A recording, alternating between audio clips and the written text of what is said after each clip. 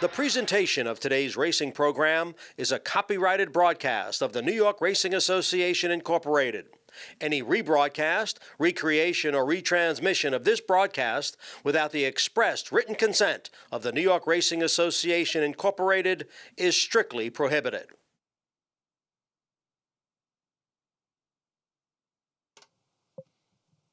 Ladies and gentlemen, to honor America, please stand for our national anthem.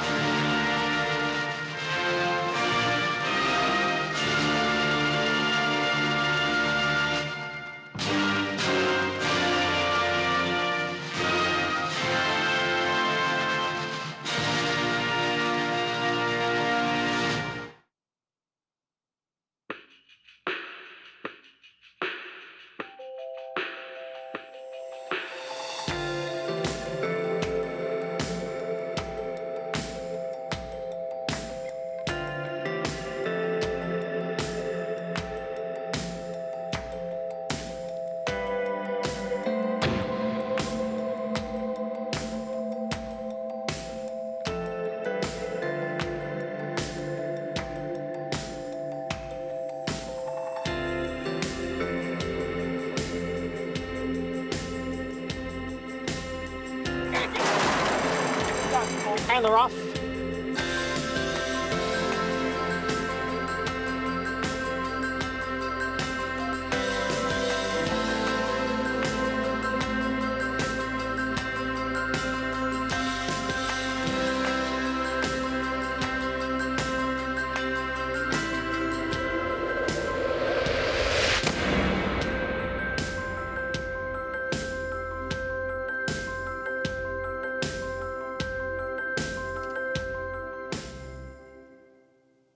Good morning, ladies and gentlemen, and welcome to Saratoga Racecourse on day number 7 of the 40-day 2020 meet. And it's an absolutely beautiful Friday here at the spa. Sunny skies, the temperature will be in the 80s. Main track is fast, the turf courses are firm. Portable rails up 12 feet on the melon and 9 feet on the inner. There's a jackpot carryover in the Empire 6 of more than $360,000. And here are today's changes. In the first race, we have overweights. Numbers 2, 3, 5, 7, and 8 will all carry 1 pound over. No changes in the second, third, or fourth races. We move ahead to the fifth, and race 5 does begin that Empire 6. In race 5, all horses will carry 1 pound over, and we have a couple of scratches. Scratch 8, No Mo Spending, and 10, Shane's Pretty Lady. Scratch 8 and scratch 10 out of the 5th. In the 6th race, scratch number 8, Wild Love. Scratch the 8, Wild Love. In race number 7, scratch 3, Munning's Muse, and 4, Vivazano. Scratch numbers 3 and 4, and all horses will carry 2 pounds over. No changes in the 8th. The featured 9th race is the Quick Call Stakes, a grade 3 for 3-year-olds on the melon turf. Scratch 6, Sky of Hook, and 7, Power Up Painter. Scratch 6 and 7. And numbers 1, 4, and 8 will be 2 pounds over. In today's 10th and final race, we have these overweights. Numbers 1, 2, 3, 5, 8, 10, 11, and 12 will all be 2 pounds over. An equipment change for the 12, Mommy's Jewel. He'll run with blinkers on. Blinkers on number 12. And scratch the also eligibles. 13, Shared Success through the 16, Royal Suspect. Scratch 13, 14, 15, and 16. We're fast and firm here at Saratoga with a jackpot carryover in the Empire 6 of $360,382. We'll return at 12:30 to recap the changes. Today's first race post is at 1:10. Up next, it's the Friday free-for-all. We call it Talking Horses with Andy Serling and Anthony Stabile.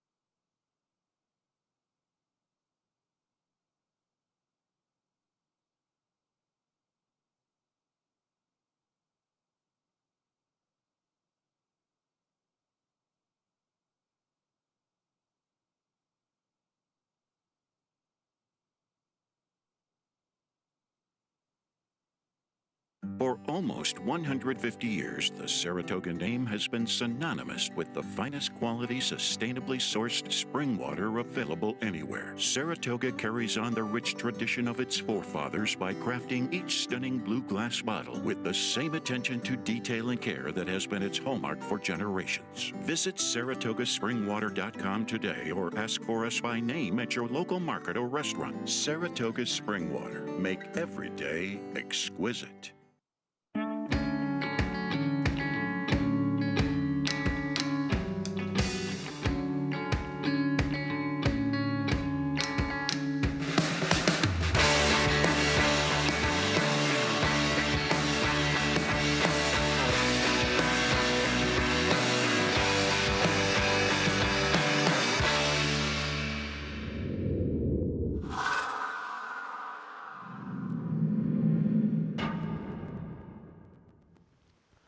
Good morning, and it is a beautiful morning here at Saratoga as we kick off weekend number 2 at Saratoga, and we present you with Talking Horses, presented by our good friends at Saratoga Water. You know the blue bottles everywhere you go. Andy Serling, soon to be joined by Anthony Stabile. A lot of stuff happening as it is the second Friday of the meet, day number 7. The action heats up quite a bit this weekend. We've got the returning champion, Sister Charlie. Later in the day, the potential superstar that many people are looking forward to seeing run Volatile, running against a very strong field in the Vanderbilt, including Whitmore, winner of over $3 million and worthy of a lot of respect. But you know the drill. And that drill means if you're not a member of NYRA Bets, no better time than the present. Head over to NYRABets.com. We will match up to $200 worth of your deposit. Use the promo code SPOTS for new members only.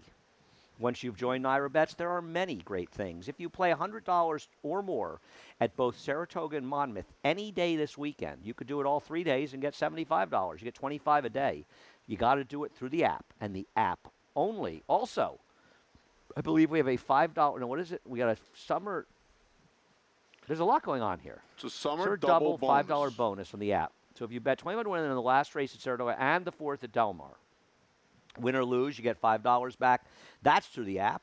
You know, you can find out about all this stuff. All you got to do is follow NYRA Bets on Twitter, and you get all sorts of great information. Also, find out about the contest every Sunday, a $250 buy-in through NYRA Bets, and only through NYRA Bets.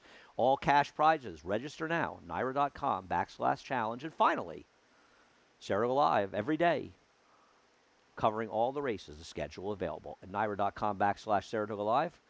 The Big A, Anthony Stabile, how you feeling? With my hands. You had a rough morning in the studio, didn't you? You got exposed. I didn't. You got fully exposed in the studio. No, You I did. absolutely You did not. I was pressed. I have 3 witnesses The here. issue was I have pressed. 3 witnesses here. Anthony pretended he was some sort of seer. Guess what? He's not. Race number 1 today. It's beer? Speaking of seers, we're all trying to be seers and picking some winners. Race number 1, Maiden Claimers going 6 furlongs. Anthony is leaving the reservation right away and picking Wishes and Dreams. Have at it. I wanted an alternative to a horse who's To reality? I wanted a horse who was going to be a big favorite in Assume here, who I don't. Assumes the horse to beat. I understand. I don't think she has to win. This filly, Wishes and Dreams, ran a couple of turf races in her last 2. She's going to drop in to the bottom on the dirt for the first time. Her first 2 dirt races, sans the blinkers, were not terrible. She'd have to improve off of those to beat Assume, but why can't she? They were 7-8 months ago. I'm hoping there's a little improvement. I just wanted a little bit of a price alternative to the favorite. I don't love this horse, but I couldn't take this horse. That's fair. I think the alternative to Assume is Hands Up, but that's fine. I've got her 4th. It's not as though I don't have her in the mix anywhere, and I understand. Assume is the kind of horse that, I don't know, they just seem to win here. I guess with Assume, the question you want to ask is, Todd cutting the horse back so dramatically on the drop down as well, because it does seem like she actually ran better when she was going long down in Florida, and all her races were in Florida. Obviously a big disappointment. For what it's worth, Maiden Special to Maiden Claimers in the dirt, turning back in distance. Todd Fletcher 7 for 18 over 5 years, $1.86 ROI, which is not great, but it's well above the takeout, so it's pretty darn good, especially for Todd Fletcher, whose horses are always going to be a little short, and they should be. I didn't get clever. I was going to use Assume and Hands Up. You know, Philip Bauer shipped a number of live horses here last year. He was 3 for 12 last year with a 425 ROI, 6 of them hitting the board, and that was after going 0 for 18 in the previous years. So he's a trainer who figured out the right horses last year, and I think he's a guy you want to give respect to and see how his horses do running here. Yeah, I have no problem using her. He ran second the other day with that first-time turfer, right, in the race with that Clement one with Maxfield Extra. Luna's in charge. Yeah, so he's already 1 for 1 as far as being reasonable runners. Well outran his odds. It was about 8-10 to 1 in that race. So we'll see what happens. I thought it was 5-4. You like Wishes and Dreams. Race number 2, not exactly my strong suit, to say the least, assuming I have one. Overtime Olivia's the speed. You've got her. I don't know why you have Kinky Socks 4th. We'll show her last race. I just think Kinky Socks, after her last 2 races, is a new horse. Thought she ran well in this race. She lost to Big Benny's Tribute, who was sort of the they knew horse last time. And I don't see any reason to play against her. She shouldn't be that far off the pace. I think Eric will get her into the game a little bit and Just thought she was the horse to beat. Nothing clever. Yeah, I just wanted Overtime Olivia, especially the way the track's been playing. You want to be forward. I know what you mean with Kinky Socks. I don't know. I feel like 2 starts back, she just inherited a trip where the pace collapsed, and she ran well last time. She's got good figs in her races, and the thing with Overtime Olivia, I get it, but she's slow. And when Anthony mentioned the track, for the last 4 days of racing, it has not been easy to make up ground on the main track here. Now, when and if that changes, we'll see. But as of now, being forwardly placed is a big advantage. And you're right. Overtime Olivia, I got her second. She's the controlling speed. Yeah, she's the controlling speed, and when she runs in these condition claiming races, right, she won the 16-2 life at Belmont in the fall. She ran for 25-3 life back at Aqueduct when she ran into a streaking Dovey Lovey who had won 2 in a row. Dirty Bird came out and won nicely out of that a couple of weeks later. Ran 2 starts back in the 3 life for the bottom like she's doing today. She got beat a nose off of the 3-month break since the shutdown. So every time she's in for the tag, she seems to give a good account of herself, and she's going to be in front of these. They're the 2 horses in here, and I want to talk about a couple others. Hetty G. Well, she had a perfect trip to win 2 back. That was kind of like the horse that won yesterday's second race. Was it yesterday? Yeah, that Irad Ortiz with 5 wins yesterday. And it's just, that was a typical Wesley Ward horse that had run 2 races on dirt that were absolutely horrific, yet the horse went up at a short price and won. And that's kind of like Hetty G2 back. And then last time, reality intervened. So which Hetty G do we see? Because if you see the Hetty G that ran at Churchill 2 back, she can win. We see the one that ran last time. She has absolutely no chance whatsoever. She was dreadful for last time out, though. And I know it wasn't that bad, but she got bothered at the start a little bit, and Not I think really. she lost a position. She did. Anthony, no, Anthony, I want to address that.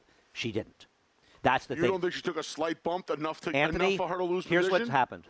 Yeah, but I thought it was that's enough. what happened. I thought Anthony, it was enough for her to lose a little position. I think you should watch the head-on again. Okay. And I think everyone at home should watch it. I did not watch the head-on. I just watched the pan. Okay. Nothing happened. Okay. Well, you have to watch the head-on. Nothing happened. Well, I mean, like you, I didn't think it was anything that completely altered it. But if she loses like a little me, position, I watched it. Nothing happened. I defy anybody who watches that. And my friend Steve will be texting me a minute, and he'll be saying to me, nothing happened. Okay. I'm I telling thought you. she lost a smidge of position, and 2 starts back, I think she won because she had the right position. And that horse yesterday, Thomas Shelby, I think was the name of the horse. Anthony Shoes. He had the right position yesterday, and I can see her kind of finding that position today. And if you're right, and Overtime Olivia is just too slow to beat these horses, maybe she's the first one or the second one to come calling on her. I don't know. I don't love Kinky Socks in here. I feel like Kinky Socks off the perfect trip, 2 starts back. I know she ran well last time. I don't want the low percentage barns at short prices. I would take a couple of shots against her today. But that's me. Watch the head-on of Hetty G's race to start, make her own opinion. Hot Little Honey.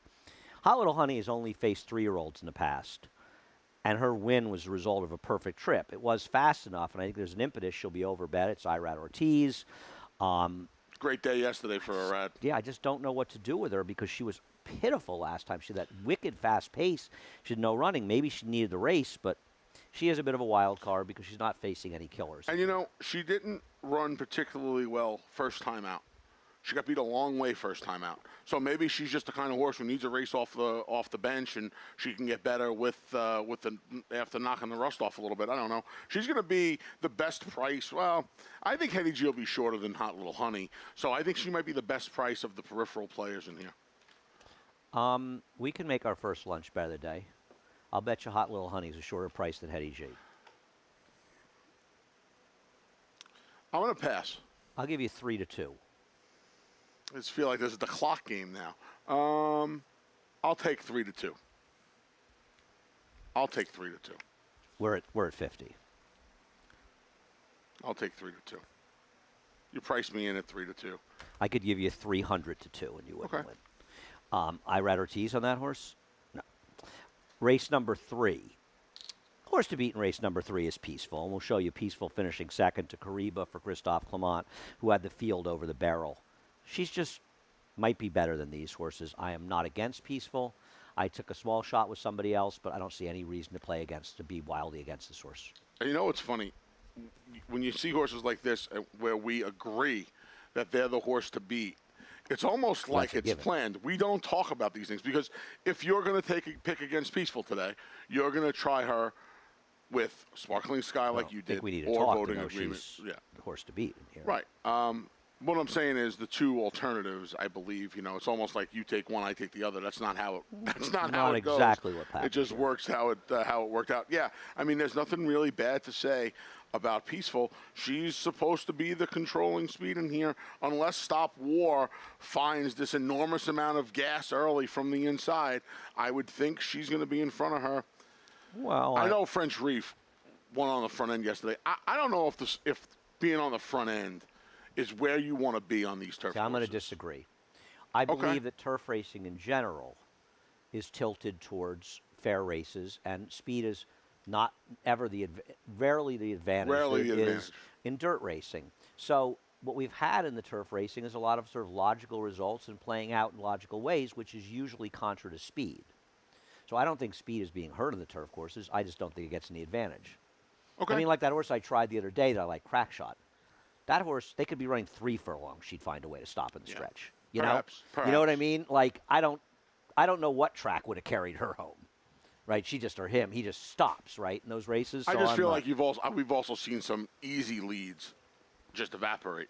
So I don't but know. they may just I could be wrong. bad horses. It could I mean, be. What, It could be. You know, I don't feel like I went out and said, boy, that horse was hurt by the racetrack. Okay. Listen, the first 2 days of the meet, how many people told you that speed was dead and the rail was dead on the main track? How many people told You're you not that? wrong. And I was saying, no, the track seems sort of fair. You're not Now, all of wrong. a sudden, speed, the rail seemed good. People are rushing to judgment. I don't know. I think the turf. I agree with. I just don't think speed's an advantage. I don't. Best horses will win. That horse ran great yesterday, by the Yeah. way. Wow. It was like a rocket ship. French Reef was Voting good agreement. yesterday. And we celebrated at I Nova. want to show her last race. As I said, I actually was talking to Javier Castellano for this race, and I said to him, you wasted one of the best rides you could possibly give a horse. It's such a waste. And Todd Fletcher was talking about it. She got a brilliant trip, and Javier executed the plan to perfection.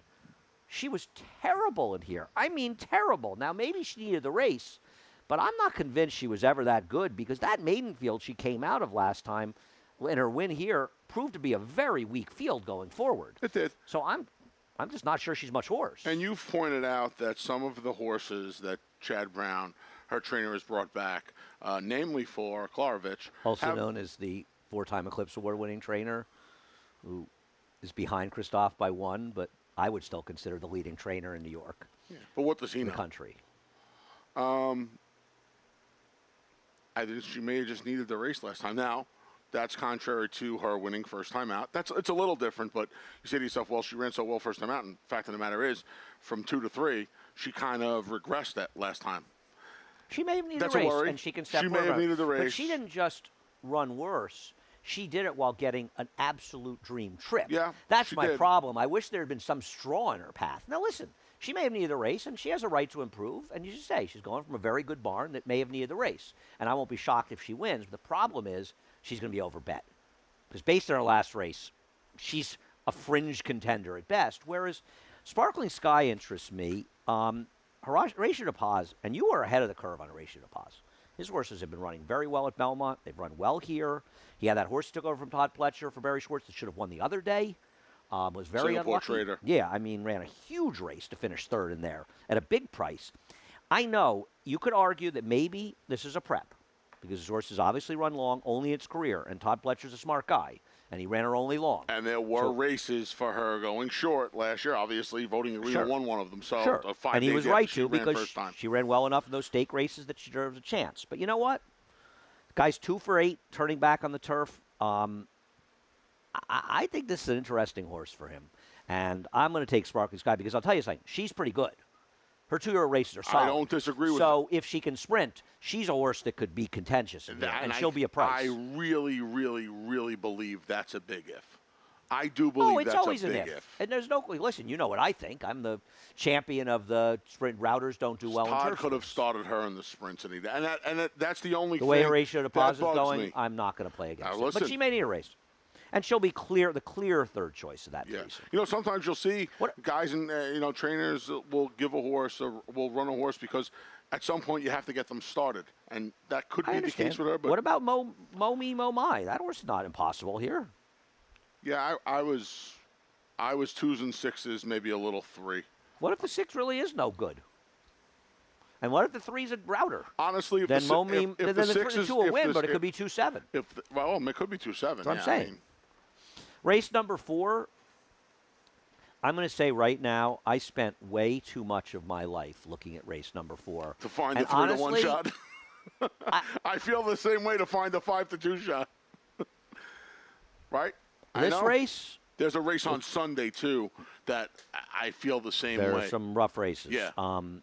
We'll start out with Blunt Force last time at Churchill. I usually don't pick these Tom Amis horses because they have had a history of not coming back and running as well as they did out of town, and she won a non-3 lifetime. Race last time was faster than these. The Delta race, 3 back, sprinting was faster than these. I took my man Tom Amis. I'd love to see Tom win and Kenner Carmouche win, so I'll be rooting, and I just didn't want anybody else. I thought she'd be a little more forward than the other horses, and I'm just taking her. I don't love anybody in here. 2 for 4 at the distance. yeah. One's around 2 turns. The Delta race is actually around 2 turns. There isn't a single horse in this race. Even Why Is She So Lucky, I should have bet when she paid $94. There's not a single horse in this race you could tell me you're betting in here, I would say you're an idiot. Right. Right. I agree. Or not a single horse I'm betting, I tell you you're smart. I just have no idea. Right. And you almost hate to fall on, in your case, the second choice in my face. I put the In my favorites, place, I the put the more than favorites my favorite. 2-1. Yeah. And I got the 3 choices, 1, 2, 4. So what I did in here was I leaned on the horses that had won races other than condition races. That's my only issue with Blunt Force, really, is she's only fair. won condition claiming races, whereas, a filly like Stefan, who we've seen We'll take a look. We'll see her seemingly right now. a zillion times, and this is her cutting back to 7. She had run 6.5, and she came off the Sheik Dillon break, gave this horse a great run. top 5 ride in the meet. I mean, this was just sensational. But how She's about Cotton Candy last. Cutie? She's How I bad mean, did you she feel ran for her Cotton eyeballs Candy out. Cutie, who hasn't run a race since January 27th of 2018, and this is 2 back for her? I mean, she did all the dirty work, a fast pace, trying to get 7. And Stefan came from the clouds, got this great ride to run her down. Stefan is dead last at the 3/16 pole. But Dead last off the turn. I cried a little for Cotton Candy Cutie after this race. 'Cause Yeah. she ran so well in here. Yeah, she's dead last. Stefan coming off the far turn at the 3/16 pole. She makes up about 8 lengths to get the money that day. That was a big effort. And you know what And else? She was actually much more fluid. There were so many times when Manny Franco rode her and Manny's a tough, strong guy, and even after the race, I'd see him, and he would laugh how exhausted he Dylan's was. got a He had to good- ride her for the whole race, and Dylan's- she was much more professional Dylan's last got time. a good left hand, and he kept at her left-handed, and yeah. But she didn't need to be ridden the entire race. She ran like a more professional racehorse last time. And, she's getting up there now. She's 6. She's another horse. She's one that maybe even with that race under her belt, she can find an improvement. And if she does, she's going to be really tough in here. Cold-Hearted Pearl is... What happened to her speed? Is a little bit of a wild card in here. Well, my answer is going to be that when she finds wet tracks now, she doesn't show speed. Maybe. But on dry tracks, she's a little bit better. And the way this Cotton racetrack Candy has been Cutie's going playing... to go, and I think yeah. Malarkey's going to be forward in here. She used to be faster than these horses. Cotton Candy Cutie probably has the step on her now, and is probably going to be in front of her. But I hope Eric protects Rail and tries to be aggressive with her. I agree. You'd have to think he's planning to. And if again, she's not impossible. Dirty Bird, 3 wins. Miss Loyalty, 3 wins. Dirty Bird's getting a big rider change to Louis Cardenas. She is. I don't think Dirty Bird's impossible She in is. here. The track was fair. I might have picked her. Yeah, she's laid inside, right? Like you said, if the track was fair, I probably would have moved her up. Miss Loyalty ran well 2 back. Yeah. She didn't last time. This is an interest, like you said. There's a pick 5 ticket where I'm going to have an all ball here. It's a very and maybe hard I'm race. hoping for Why Is She So Lucky to catch lightning in the bottle, something like that. It's a very, I did it the very, other day. very I got a live with Manifest Destiny on an all ticket. I made one crazy I didn't hit it, obviously. I wasn't one of the 2 people, but I was alive for 40 Anthony, minutes. I just want to say this very clearly. You are one of the 2 people.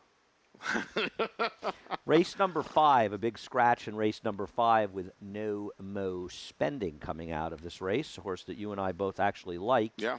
You have got Rudy. Rudy. And based on? Trainer change to Rudy. Blinkers go on for the second start. And the fact that she is just one of 2 fillies in here that actually has some experience now. None of the first has really jumped off the page at me. Like you, I like No Mo Spending originally, and now I just wind up First time Rudy with the blinkers. Nice guy stable. If I had a stable, it'd be not that nice a guy stable. All right, I didn't see anything from this horse first time, but second time stars can improve a lot.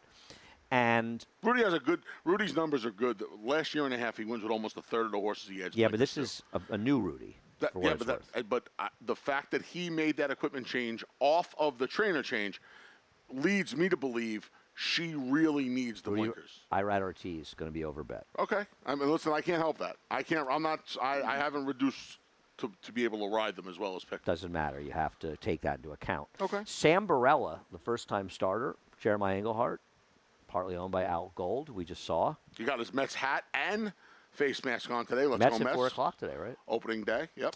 $500,000 for a starter of Outwork. There's another one for $290 tomorrow or Outwork. Sunday, half the Pieri Bianchi. Speaking of nice not guy this stables. one. No, not this one. Is it Our Candy or something? Yeah, something like that. 59. How about out of the More gate? turf. 59 in the mud. Whew. I guess 59 in with the Ray mud. Handel here, a Constitution.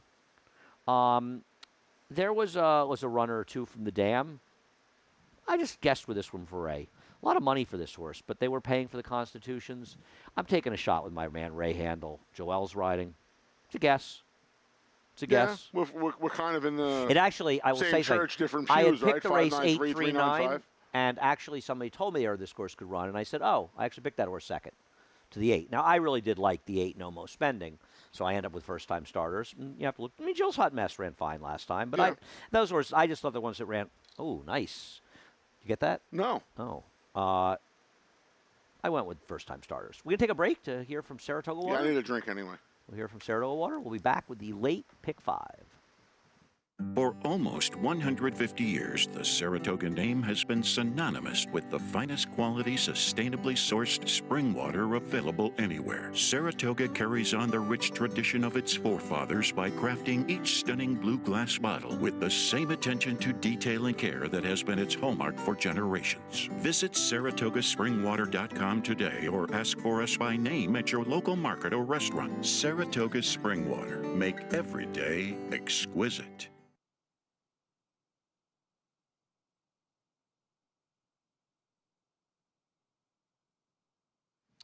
Welcome back to Talking Horses, presented by Saratoga Water. He's Anthony Stabile. I'm not. Race number 6, we'll look at Cap de Cruz. And there was the usual Twitter whining about this race, about this horrible ride that John Velasquez gave her. And I disagreed a great deal. I think John Velasquez knows he was riding a horse that was at that time 5 seconds, 1 win and 13 starts. And he knows she can be a little faint-hearted down there. So he didn't mind almost being in there as long as he could to try to get her to time it right. She's a tricky horse to ride. I thought she had her chance to get up. She lost to Civil Union, who came back. I mean, she had her chance. She just didn't want to get up. The Civil Union came back and won a stake. They're better horses. You and I have both taken a horse against her, but make no mistake, 6 seconds or not, this horse is an hour and a half the horse to beat in here, and you know she's not supposed to have any trouble with the distance as well. You know, I always have. This is the kind of horse that is going to win one day, and the odds of me picking her are very, very slim. And I know you don't have to base everything, and you shouldn't base everything. Well, you told me, though, that you always pick the most likely winner of the race. On wins. So apparently you're not doing that in this race. She's never won on turf. You told me that you always pick the most. She's never won on turf. You told me you always pick the most likely winner of the race. Say it to you. But you didn't pick her here. Yourself, so I'm going to repeat myself. She's never won on turf. If you I don't think so you don't think she's the most likely winner of this race? She doesn't win. Anthony, that's not the question I asked. You don't think she's the most likely winner of this race? But she never wins. So Anthony, how can I think she's the most once likely again, winner? I asked you a simple question. Say yes or no. No, I don't think she's the most likely winner. She is the most likely winner of this race, which gets to the argument we had on a previous show where you actually do pick against the most likely winner of the race sometimes, which I agree with, by the way. I have no problem with that, but that argument from the other day was false. It was a false argument. How is it false? She doesn't win. She is the horse to beat in this race. Her lone win came in the mud. Doesn't matter. She's the It does matter. Listen, I'm not saying it's all. Anthony, anybody that doesn't think that she's the most likely winner of this race doesn't understand that concept. But she doesn't win. Doesn't matter. How can I think Anthony, I'm all for picking against her. She's the most likely Andy, winner of this race. It's not even discussable. So every time, every time she goes to the post, then almost every time she goes to the post, she's the most likely winner of the race, and she never wins. How does that make her the most likely Every winner? time she goes to the post, she's not the most likely winner of the race. She I was thought Civil Union was the most. 7-5, 5-2, 3-2. Anthony, every time she goes to the 7-2, post, 5-2. she's not the most likely winner of the race. Frequently she is, but not every time. I think she's a bit of a phony too, and she doesn't win. But that's not the argument, and that's why when we had that argument the other day, why you were pig-headed one side, now you're being pig-headed on the other side. It's okay to pick against the most likely winner of a race. We do it all the time. That's what handicappers do. You evaluate the situation. You find a horse like Overjoyed, who's 8-1 morning line. But you're trying to tell me I think she's the most likely winner when I don't. She is, Anthony. You don't say that. It doesn't. It's not a good look. What's not a good look about it? She doesn't win. Okay. We'll just agree to disagree, Yeah. but she is the most likely winner of this race, and I think everybody knows that. Okay. But you. Talk about Overjoyed. I think there are a lot of things to like about Overjoyed today. Trainer Neil Drysdale, Hall of Famer, debuts her in California in a turf stakes race. I know it's 2-year-olds that don't mean that much, but she came back. He tried her on the dirt. She's by Medaglia d'Oro out of a pulpit mare, so he tried her on the dirt. I like the fact that he's kept her long her entire career. She won on firm turf. The 2 other turf races in California came with some give in the ground. And then last time out off a 6-month-plus break, he runs her back against 2 fillies that are probably stakes-bound in Spice is Nice and Saint Moi on the dirt. It was first-time blinkers. She had to lay off. He's bringing her back in 3 weeks. He's putting her back on what appears to be her preferred surface as far as he's concerned anyway. He's run her 4 times on the turf, twice on the dirt. And when you look at her pedigree, she's a half to War Story. Now, War Story only ran once on the turf, but I think that gives you a little confidence. War Story is a router. Yeah, He won the Brooklyn. He's won the Brooklyn. He's finished second in the in the Brooklyn. mile and a some half. races at Parks. Yeah. Who's gone these marathon mile and 3/8, mile and a half, mile and 5/8 distances. Coming off the dirt race. Where she ran the best figure by blinkers. far she's ever run. And if, like the two of us, you think she's probably more likely to be a turf horse, because we talked about it last time, we felt this was a chance. He took a shot to see if she was good enough on the dirt. And if not, it was a prep for a turf race. Yeah. And I agree, because the thing is, here's the other thing. Captain Cruz, horse to beat or not, as you say, is a character flaw horse. So when you see her in there, you say to yourself, who am I going to pick against her with? And we don't do that. We don't always do that. But when she's established I herself, always do that. It doesn't mean I come up with a horse to pick against them, but that's what I do. Oh, I look to see it. Doesn't mean I'm automatically doing it, but I'm searching. By the way, did you notice that too? This is another Gainesway Juddmonte bred from the other day with the full share. I wonder what that was all. I wonder if it's the same thing. Same way though, where Gainesway has the horse. It could be a mystery that we really need to get the answer I'm just going to give Lisa a call down at Juddmonte. And the thing is, here are the options. Colleen Bohn. Well, she didn't beat that good a field last time. How's about this? Off maiden wins in turf races of 10 furlongs or longer. Christophe Clement is 0 for 9 with 1 hitting the board. Now, I know the barn's going well, but she would really have to improve to win. Ebony, who Maggie Wolfendale did not like last time, and I would say one thing. Now, Maggie will not be, unfortunately, she will be in the paddock for this race. I'd listen to Maggie about Ebony because she did not like this horse. She was demonstrative. I remember Last time about how much she didn't like this horse. And maybe she sees a horse that looks much different today. I'd keep an eye out for that. And it's just 15 days. Just 15 days. Coming back in 15 days for a horse that hadn't run since last November. This horse is coming back in 15 days now with an equipment change. But she was pitifully bad last time. Awful. And maybe she'll run better, but she was bad. So you start going through, there just aren't that many options in here. And I agree with a lot of what you said about Overjoyed and think she's an interesting horse. We'll see if she ends up 8-1, because I think a lot of people might think like we're thinking, but she can't be that short. And I thought No Mo Temper was a little interesting. I really like Overjoyed today, but I think No Mo Temper's a little interesting. She was off an 18-month break. Now, they didn't go fast, but she was chasing What Does a Shark Say. She was stalking What Does a Shark Say. What does a shark say? Land shark? No, land shark. Something like that. Land shark.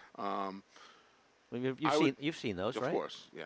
I was just being, I was making it funny. What is it? Candygram. Made a little bit of a move in the stretch, tired. I mean, they ran the horse a mile and a quarter off 18 months. So race number 7. Trying to get a 3-2 home there. Race number 7 is an interesting race. We're going to show you the pan of the stretch and the head on the stretch of Snicket and Magnolia's Lady last time. And this is a very controversial race. And I think the stewards made the call that is consistent with their opinions on herding. I think a lot of us just disagree with it, and we'll show you the pan because I do wonder if Snicket is a horse that doesn't want to pass. But that doesn't mean another horse has the right to herd her the entire stretch. You can be a horse with a lot of hang in her, and that notion, she was never going by. I hate that. How do you know she was never going by? You don't know that. You know what I mean? You just don't know it. That. And, Jose Ortiz is not a frequent herder. But he just kept coming out, and he just kept coming out, and it's like every time Snicket was getting her momentum going. I thought the last one was. I thought there was a chance the last one got him. I did too, and they looked this a long, long time. I wasn't shocked they didn't take it down. And as far as consistency, that was a consistent call. Don't take this horse down. And I think people are always saying, "All we want is consistency." So they didn't. In that case, they didn't. They didn't want consistency. I think the problem is that another inch. And the contact gets made, and the horse gets taken down. But contact is so overrated because herding. The thing about herding is there's no contact, but you're preventing horse from running. You and I may agree with that, but that's what I was told by one of the former stewards. I agree. Here. I think I just once contact is made, and I'm with you. I think there are times where contact is made and it is inconsequential, whereas you herd a horse 7 paths.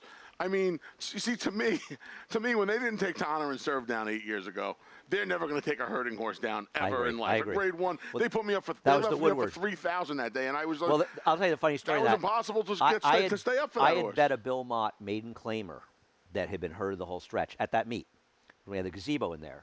And Bill came in, and I was in the gazebo stewing, and Bill came over, and he put his hands up, and I go, oh, they should have taken that horse down, the whole thing, and we were commiserating about it. It was a maiden claimer.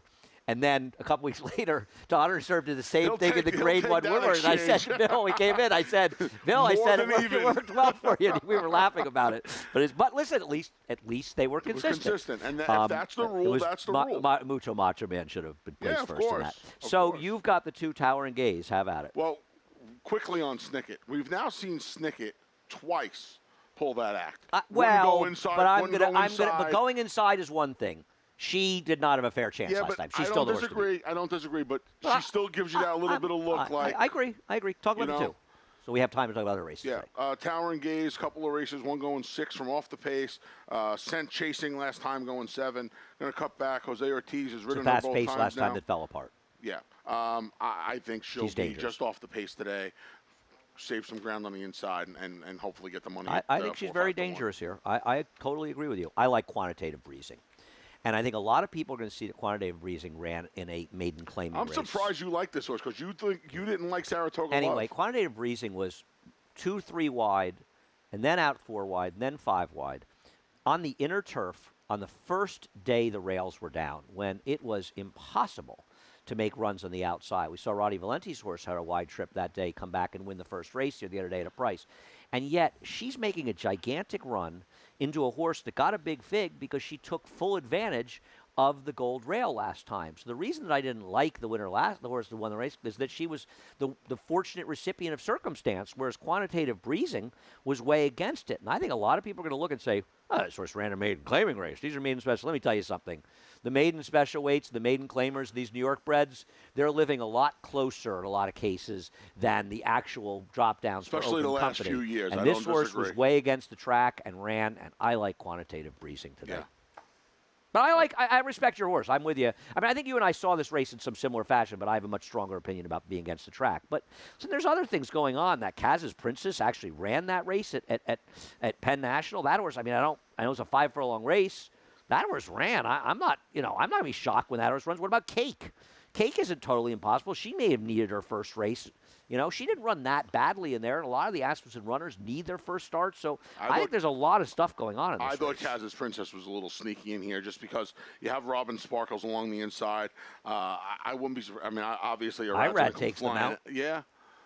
Obviously, Irad's going to come out. out Watching Penn National at night, and he said, "Well, I'd like to ride that New York bred when it comes back." He may let Robin Sparkles go, have a little bit of a target. I can't believe it. Irad had a big day, and he's already right back in the game. I'm laughing because he was so buried the first weekend. Yeah, it's like, over. Yeah. I mean, he was. I think we even said if somebody was a favorite to have a big day, That's ironic. I think we said he's ready to have And then, one of those I can't believe he's having that huge day, and then they scratched his horse the second choice in the last race. Race number 8 is another very, very tricky, interesting race. I like Mount Travers in here, and we'll show Mount Travers last race. Now, there's an argument if you want to make it this horse likes a wet track. So he's run well on dry tracks, too. This horse ran the best race in here. First of all, buried down the inside. Second of all, the winner's good, Tribeca, and the other speeds didn't materialize. And Mount Travers had to chase much more than he would have because the other speeds didn't go. And I thought really ran a ring race. And I'm going to hope that it wasn't just a wet track, but this is one of those Linda Rice horses that's really moving forward. And I'm hoping that Mount Travers is just that kind of horse. And if he is, I think he can win here at a fair enough price in a very, very tough race. He makes a lot of sense in here. This is a race where he makes a lot of sense. I think Free Enterprise has races. Well, we'll get to him in a minute. But I'm just saying. We'll talk about your horse. Strike that. Well, I'm going to show the race 2 back when he won. Are you not a little worried that the Robertino Diodoro horses have been underperforming so far at this meet? I mean, he's hit the board with a bunch of them. They're underperforming. They're Anthony. underperforming. They are underperforming. Disagree with that. You don't have to disagree. He's run 3. This horse has run 5 times. He's never missed the exacta. He tried to. Okay. He had Volatile hounded him last time. I know he lost by 8 lengths too. Yeah. But he wasn't quite volatile yet. Change, he wasn't quite volatile yet. He was the race before the Aristides. Anyway, from a stalking position, which I do feel like he'll be in today with Chateau and ready to escape in the race. Well, I think David will take him. You think he'll be stalking? I think he'll be off. So he won't be chasing. He'll be stalking. I think he'll be a length and a half, 2 lengths off the lead. I think he's going to let ready Chateau's to escape. a rocket ship. The question with Chateau is if he's even resembles the rocket ship he was for Jason Service, who is not allowed to train anymore because he's been accused of using performance-enhancing drugs. He didn't lose his speed last time. He just didn't finish. There's a difference between losing your speed and not finishing. He was going a 5-furlong race, and he was finished. And this is a horse that couldn't finish for Jason Service. But that's not right. But that's not. I'm not trying to make a case for Chateau. What I'm trying to say is he's at the very least going to be in front of these horses. Whether he can finish, he didn't, like you said, he didn't finish for his last barn. Probably not going to finish. I don't like any him. better. As far as Free Enterprise, I know you want to use that, a Chad Brown horse that needed a race. He was pitiful last time. He was pitiful in that race. He wasn't good in his last that 2 was races. a terrible performance. Now, you want to excuse Gulfstream's a weird place. It was a mile, etc. Okay, fine. He was awful last time. I mean, he was. I don't even know what to say. And it's going to be Chad Brown. He's 5-2 morning line, and I got him 3rd. I know he's got some fast races. Maybe he'll run better, but off his last race, he is a very hard horse to like. I couldn't. I love. This is a Klarovich horse that he didn't even pick on top. I love Free Enterprise, but I couldn't pull the trigger on him either. Again, you want to excuse the Hooper. That's fine. What happened last? Now he went 6.5 last time. He's cutting back to 6, and you figure he should be a lot tighter now. But he won at 7. But he won at 7. I know you start to think back too, he beat the. I understand the Caretaker's been good, but he beat the Caretaker. The maiden race doesn't really come back out that strong. He only beat 4 horses. He was 1-5 that day. Did you read the chart on Runaway Lutz last race? I did not. Do you know what the chart says about Runaway Lutz last race? What? Did all of you at home know? The chart says, and I quote, fell after breaking through the gate. And they let the horse run? Shame on them for letting this horse run, if assuming that chart is correct. Wow. Now, I didn't see it, but I'm going to trust the chart caller that if a chart caller would say a horse fell after breaking through the gate, I'm going to tell you something. That'll never happen in the New York Racing Association. Never. You know what? This was a Friday, and I remember Twitter flipping out about something that happened at Laurel. So that could very well be the case. I'm just telling you what the chart said. I didn't see it with my own eyes. It was one of the, how I remember? It was one of the 2 days I was at Belmont really? Because it was the day before Belmont Stakes Day. You'll never see that here. I remember ever. being in my office at Belmont and people flipping out on Twitter about that. How are they letting this horse run? So that could very well be the case. This is a horse that at one time has some very good races. At one time, he'd be one of the favorites in this race. Right. He was 7-1 in that race in 12-horse field. Off a year plus later. And there were probably a couple people there who canceled their bets after that happened. Right. I'm using this horse. Okay. I'm using this horse for Jeremiah. I think he's a very interesting horse near the price. And it's in the chart. I'm just repeating what I saw in the chart. Race number 9, the Quick Call. And how about a little love for the late Quick Call who passed away in the past year? 35 years first old. meet without him in 30-plus years. I saw Quick Call run a lot. I saw him beat Groovy up here. Imagine that. Beat Groovy. Beat Groovy. I know somebody who hit the pick 6 that day, and I'll tell you a story which will make you laugh. I remembered this. Somebody I know had that pick 6. I think I paid $20,000. He owed a friend of mine a reasonable sum of money. He paid him after hitting the pick 6. And the guy who got paid said to me, all I needed was for him to hit a pick 6 and beat Groovy for me to get paid. That's amazing. Pick Call was a horse that loved being in Saratoga. He was a wonderful, wonderful racehorse for Sydney Waters. Yeah, and he was. Lived a great life for the TRF as well. And TRF is an organization done so much for so many of the horses. They have the drive-through barbecue coming up Yeah, on they do. The 12th? 11th. Tuesday. It's Tuesday. Yep. Yeah, that's right. The details, TRF.com? TRF. Yes. I've been doing Always some a good live reads organization on, if you have a couple dollars on to HRN. support the No horses. question. Well, Jack. That's who got half the money for Morley. Oh, for the hair. Cool. Well, Maggie's on the board. BCCA and Thoroughbred. BCCA and TRF. Thoroughbred Retirement Foundation. Jack and Noah turned aside an old Chestnut on paper. They're the 3 in the race. No, Chestnut ran fine here. Did get a very good ride by Junior. I tried, turned aside. He was coming off a layoff. He still ran very well chasing him. They're the 2. There's really not a lot to say. No, not a lot to say. I like Jack and Noah last time. He was going to get loose. He did. That was that. Anthony he really had a couldn't winner make up last time. ground that day. And now you're going to. I like the loser. I think the tables get turned. I'm with you. You picked this horse too, right? Turned Copycat. aside? Yeah, copycat. Okay. Somebody said this to me on Twitter the other day, and it's very funny. They said, do you think a horse has ever gone from the Belmont Stakes to a 5.5 furlong turf race? Turf race? He made a great point. That's funny, right? Because there's 4 left who ran in the Belmont, and he's going 5.5. He's got some ability, 4 left. I guess he's kind of a wild card here. One time they turfed him and like went a that, mile in the Cecil B. DeMille out at Del Mar, 2 turns. Yep. It's trf.org. Thank you to Susie Rasher pointing that out to me. Thank you, Susie. Yeah, I mean, the problem is he's a fast horse, but no fast as maybe these. him and Jack and Well, this is a good one to talk about turf and dirt speed, because if you look at the time form pace projector, which I'm a big fan of, it's got the one high cruise in front of Jack and Noah. Jack and Noah better fall coming out of the gate for him to be in front of him. And it's something we've talked about quite a bit, and it's, it's that dirt sprint speed, not always, but usually is not equatable to turf sprint speed.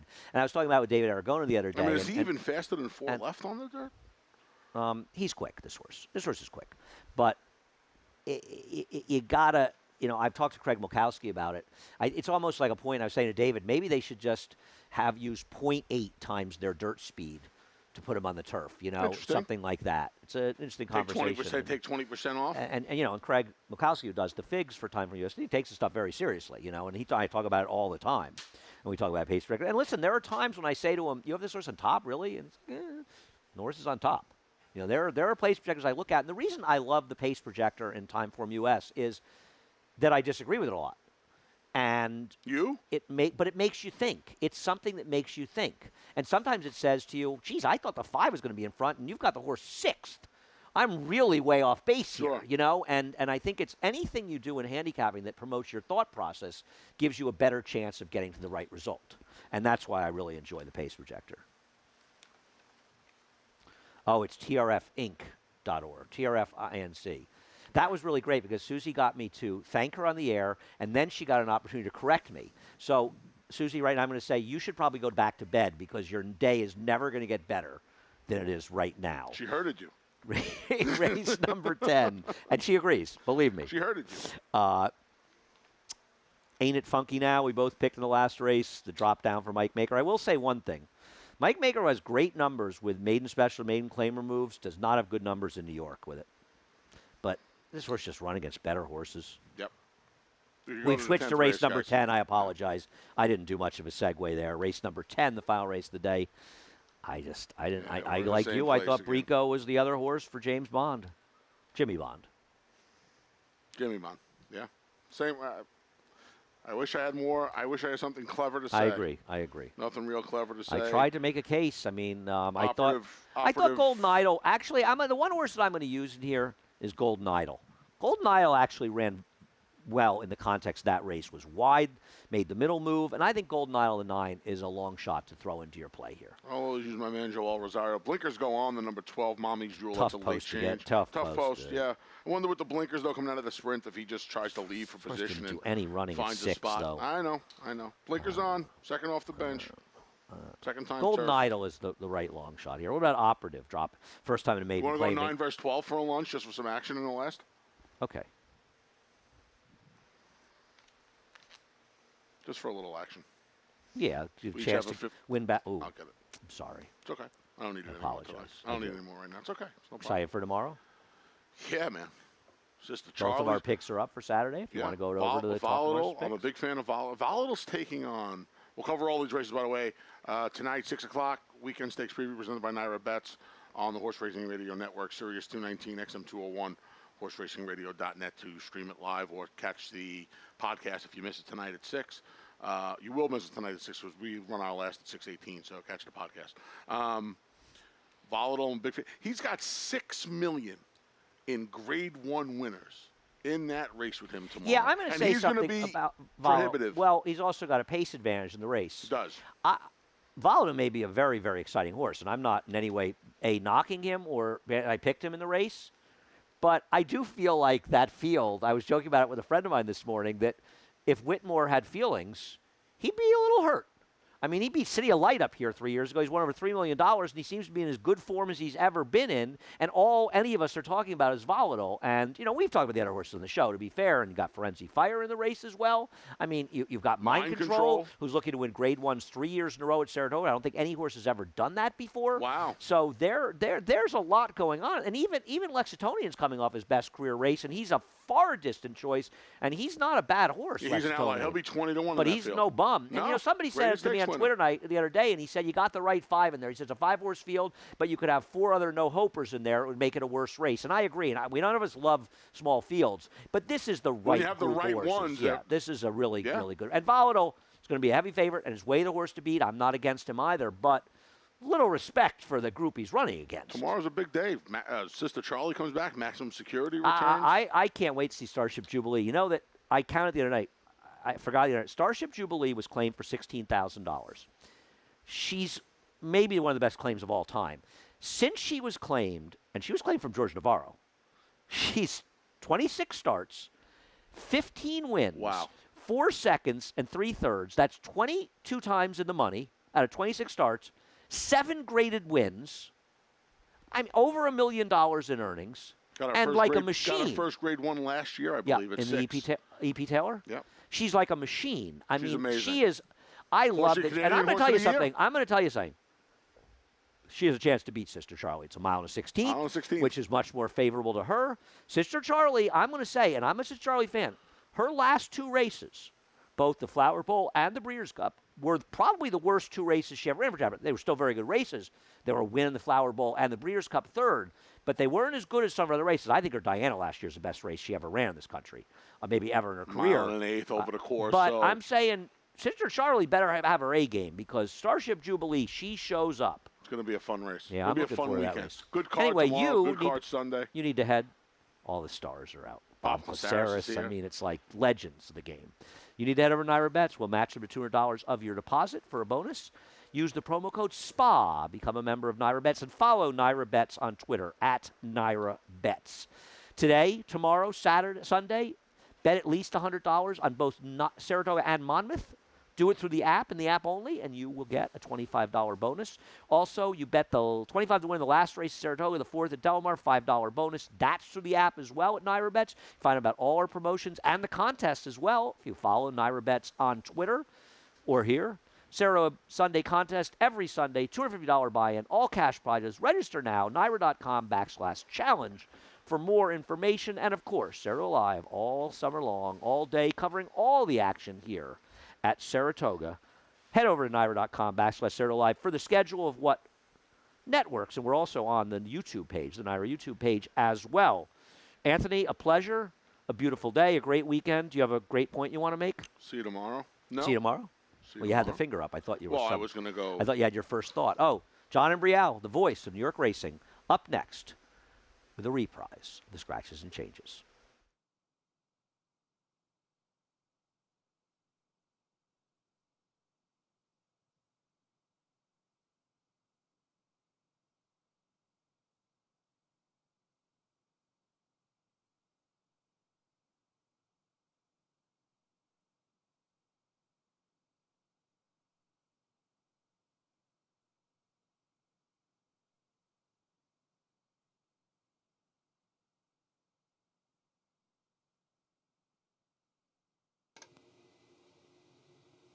Hello, racing fans, and once again, welcome to Saratoga. We have a delightful day in store, mostly sunny skies, the temperature in the 80s. The main track is fast and the turf courses are firm. The portable rail is up at 12 feet on the melon and at 9 feet on the inner. And we have a jackpot carryover in the Empire 6 of more than $360,000. Here are today's changes in the first race. These overweights, numbers 2, 3, 5, 7, and 8, are all 1 pound over. No changes in the second, and no changes in the third, and no changes in the fourth. Race 5 kicks off the Empire 6. In the fifth race, all horses will be 1 pound over. Couple of scratches. Scratch 8, No Mo Spending, and 10, Shane's Pretty Lady. In the fifth, scratch numbers 8 and 10. In the sixth race, scratch number 8, Wild Love. Scratch number 8. In today's seventh race, scratch the 3, Munning's Muse, and 4, Vivazano. Scratch 3 and 4, and all horses in race 7 will be carrying 2 pounds over. No changes in the eighth. Today's ninth race is the Quick Call Stakes. Scratch 6, Sky of Hook, and 7, Power Up Painter. Scratch 6 and 7, and note that numbers 1, 4, and 8 are 2 pounds over. In today's 10th race, these horses will be 2 pounds over. Numbers 1, 2, 3, 5, 8, 10, 11, and 12. Equipment change for number 12, Mommy's Jewel. Blinkers on. Blinkers on the 12. And scratch the also eligibles, 13 through 16. Scratch 13, 14, 15, and 16 out of race 10. Fast and firm here at Saratoga. Empire 6 jackpot carryover is $360,382. The Friday opener at the Spa in 37 minutes at 110.